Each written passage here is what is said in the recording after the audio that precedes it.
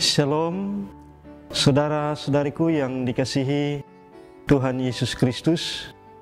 Semoga saudaraku semua selalu dalam lindungan Tuhan. Senang sekali rasanya dapat menjumpai saudara hari ini dalam acara Santapan Rohani Hosana bersama saya, Pendeta Eka Benyamin Konai. Dalam kesempatan yang penuh dengan sukacita saat ini, kita akan merenungkan bagian firman Tuhan dalam kitab Efesus pasal 5 ayat 8 sampai dengan ayatnya yang ke-10. Sebelum kita membaca dan merenungkannya, mari kita berdoa. Terpujilah Engkau ya Tuhan Allah Bapa di sorga, untuk kasih setia dan penyertaan-Mu bagi kami. Sampai dengan saat ini ya Tuhan, kami boleh ada dan menjalani kehidupan kami, terkhususnya di saat ini ya Tuhan, kami hendak membaca dan merenungkan firman-Mu ya Tuhan. Tetapi sebelumnya kami mohon kepada-Mu ya Tuhan, biarlah kuasa Roh-Mu yang kudus boleh dapat menolong kami, agar ketika kami membaca dan merenungkan akan firman-Mu ya Tuhan, itu boleh menjadi suluh dan pedoman di dalam kami menjalani akan kehidupan kami. Dan biarlah ketika kami mendengar dan merenungkan firman-Mu ya Tuhan, boleh menjadi berkat di dalam kehidupan kami. Terima kasih Tuhan, inilah doa kami. Ampuni salah dosa kami, demi Yesus Kristus firman yang hidup itu kami telah berdoa. Amin.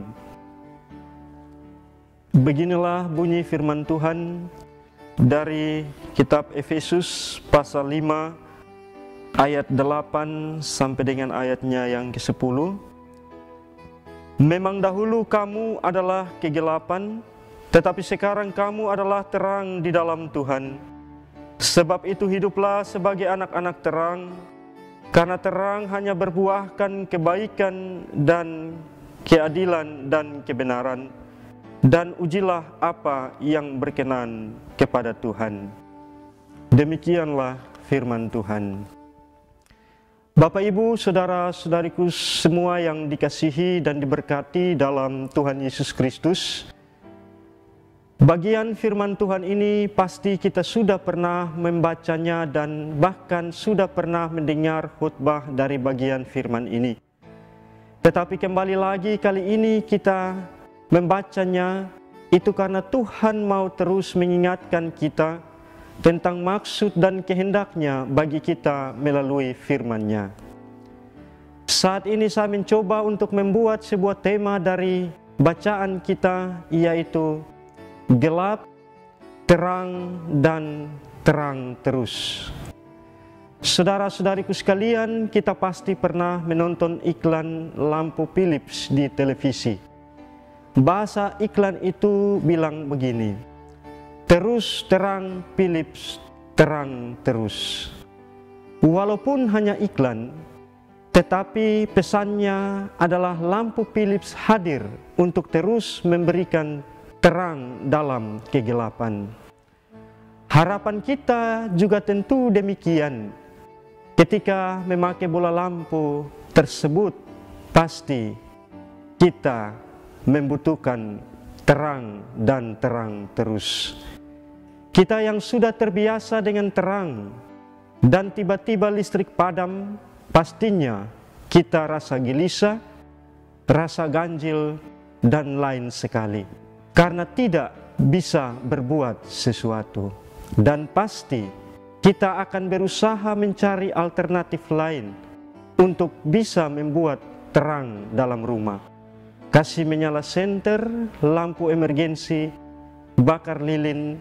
Dari kondisi ini tentunya dapat memberikan pemahaman kepada kita bahwa kita memang tidak bisa bertahan lama atau betah di tempat yang gelap. Dalam bacaan kita saat ini, saudara-saudariku sekalian, dalam kitab Efesus pasal 5 ayat 8 sampai dengan ayatnya yang ke-10, ini merupakan sebuah ajakan untuk hidup sebagai anak-anak terang. Kita fokus pada ayat 8 sampai dengan ayatnya yang ke-10. Memang dahulu kamu adalah kegelapan, tetapi sekarang kamu adalah terang di dalam Tuhan. Paulus hendak menegaskan dan mengajak orang-orang percaya di kota Efesus bahwa memang dahulu kamu jahat dan tidak mengenal Tuhan, tetapi sekarang kamu sudah diselamatkan oleh pengorbanan Yesus Kristus. Karena itu kamu yang sekarang adalah terang di dalam Tuhan, bukan lagi gelap. Sebab itu hiduplah sebagai anak-anak terang. Karena apa? Karena terang itu berbuahkan kebaikan, keadilan, dan kebenaran.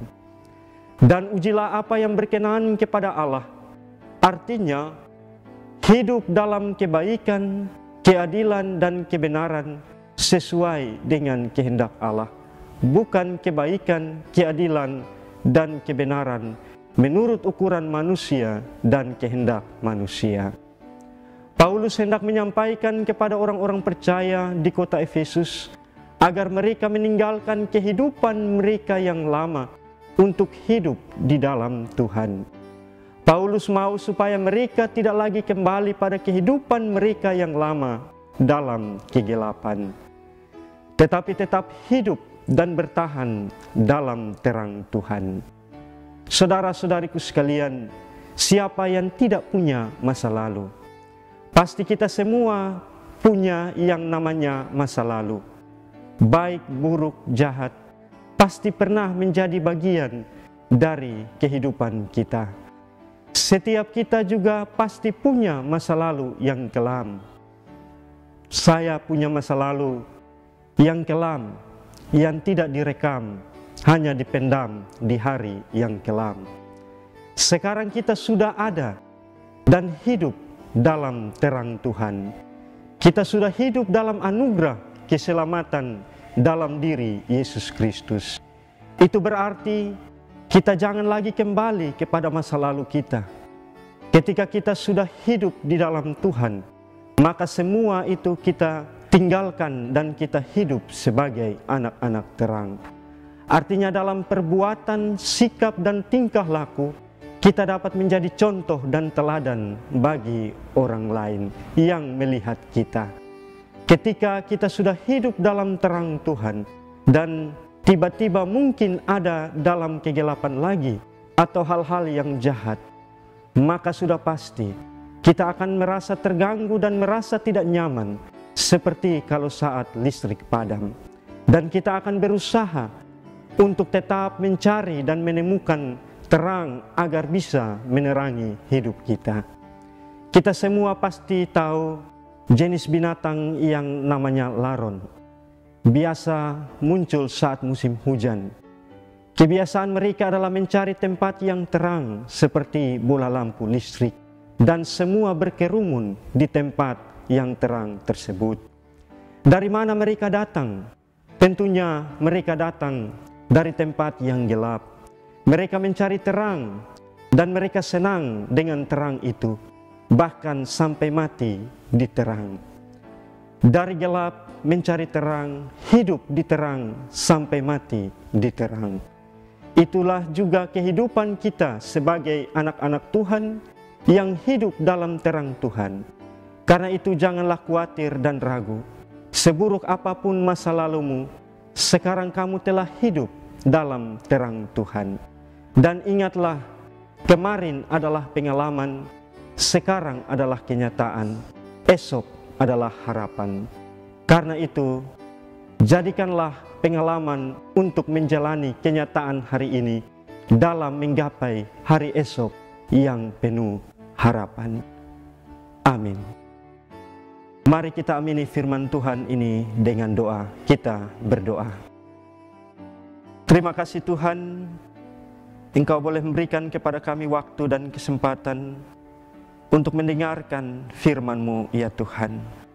Tolonglah kami ya Tuhan, agar di dalam menjalani kehidupan kami di tengah-tengah dunia ini, kami boleh dimampukan menjadi anak-anak terang, membawa sukacita damai sejahtera dimanapun kami berada. Terima kasih Tuhan, Demi Yesus Kristus kami berdoa. Amin.